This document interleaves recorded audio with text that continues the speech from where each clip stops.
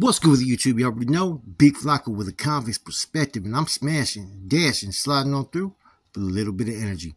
Please hit the like, subscribe, comment, do all those things to help support this channel, and hit that bell notification for future fire content. As you can tell by the title and thumbnail, right, this is a crazy story right here. It happened about 4 years ago in New Folsom. And see, this has all elements of just a bizarre, crazy story, basically, man. You had one individual that was an independent writer teaming up with an individual that was in Nuestra Cosa. The independent writer was an individual named Kill Kill. He was from Southern California. And the Nuestra Cosa member's name was Monstro. He was from Chiques. Now, the target was an individual named Rascal from South Central LA, 41st Street. Now, as I stated earlier, this whole case, man, they were in a restricted housing area, right? They got out of their cuffs. One weapon was used. The individual was stabbed multiple times, beat, and they started to shoot what you would call a firing foam baton rounds at the inmates, which eventually broke up the assault. But the victim was pronounced dead 30 minutes later.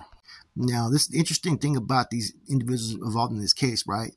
One individual, right, the victim had a 4-year sentence, right, for evading an officer.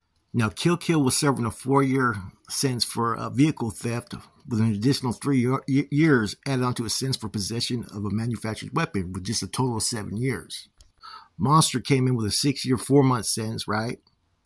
Then got an additional 4 years for possession of a weapon and then an additional 15 years for attempted murder. So he came in with a 6-year sentence, right? Caught 2 other cases and then caught this murder case. So all 3 of these individuals came in there with 3 years or less. Now the victim, right, this individual Rascal was actually a 2-5er.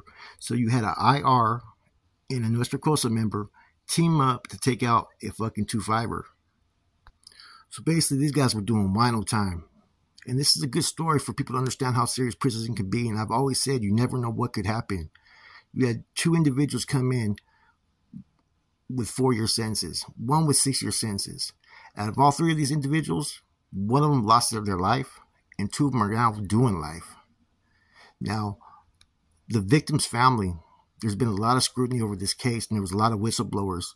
A lot of stuff that's been going on in Sacramento with the staff that have been, concealing information, tampering with evidence, allowing people to be attacked. This was not just the first murder, like within that time period. There was another murder that happened under similar circumstances. And so, over the last 7 years, you've had a lot of stuff going on over there in New Folsom. You've had 2 correction officers who mysteriously died.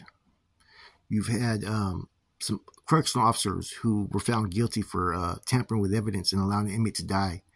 And now this whole case, like I said, the family was calling basically for wrongful death. Now, apparently, they did a run the week before, a test run, to see if these guys were going to be able to do it, which the staff knew. And so I don't know if they were in on it. I don't know. There's a lot of red flags about what's been going on in New Folsom. Now, the child of the victim, right, they believe that there's an actual footage of these guards and these 3 inmates practicing how this murder would take place. And that they said the guards were allowing for recruiting and for attacks and all this stuff to transpire. And it just goes back to make you think about the gladiator days when people used to play games with people's lives.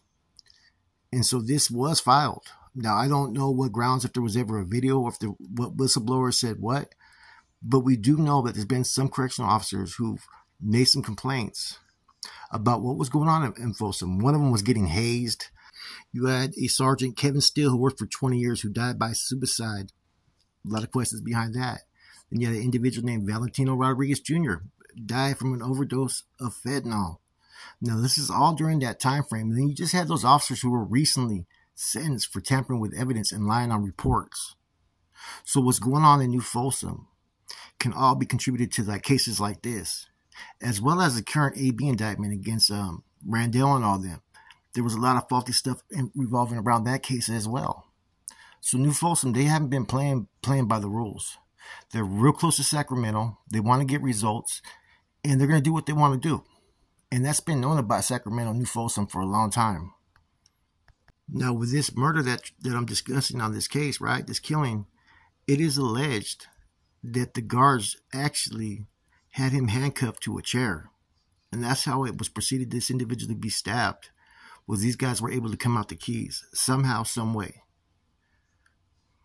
Now, it is believed that the confidential source that was making a lot of these allegations towards the guards was still the one who ended up committing suicide. Isn't that kind of convenient? You know, CDCR has a lot of secrets. There's a lot of corruption that goes on in the state of California in the prison system. A lot of stuff is buried. A lot of stuff does not want to come out, because if it does, there's going to be a lot of people under investigation. When you talk about the most bloodiest, vicious group in the state prison system in California, it's the correctional officers. They're the most fucking corrupt.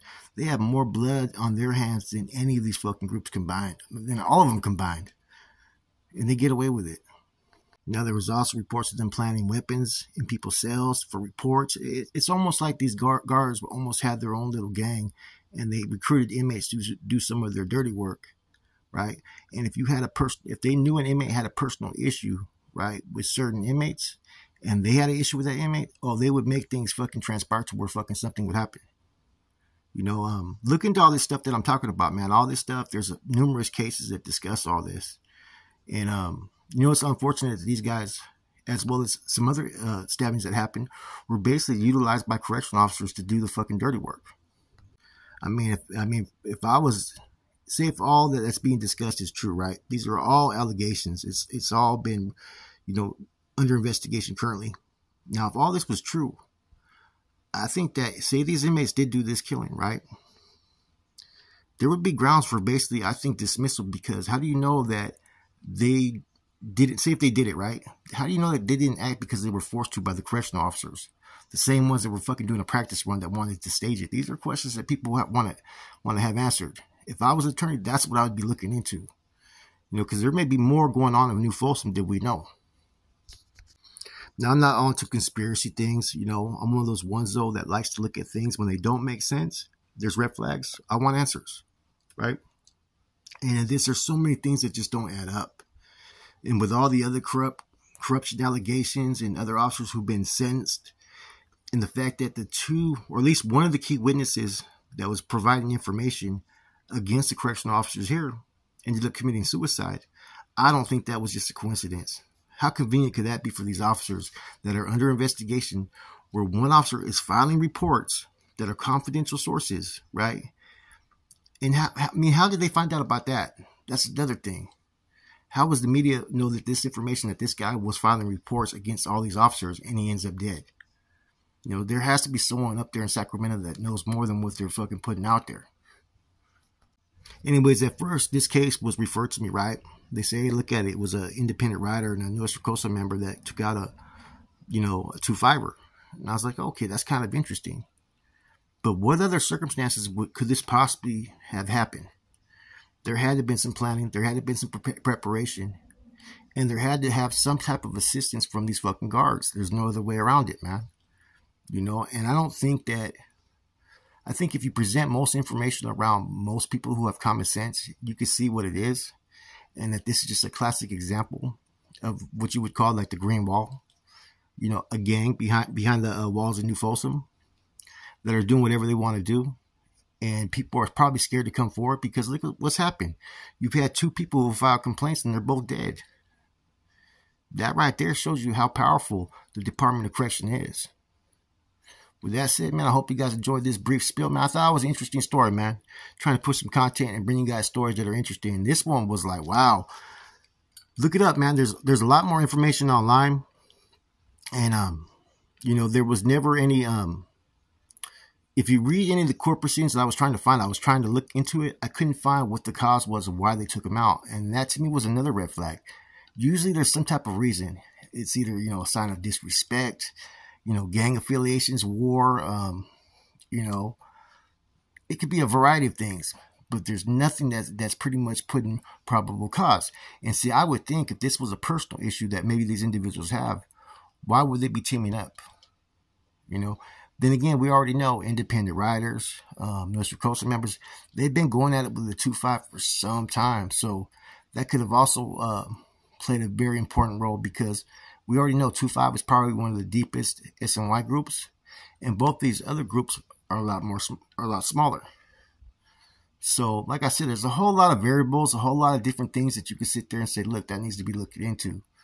But at the end of the day, man, I think the correctional staff had something to do with this one.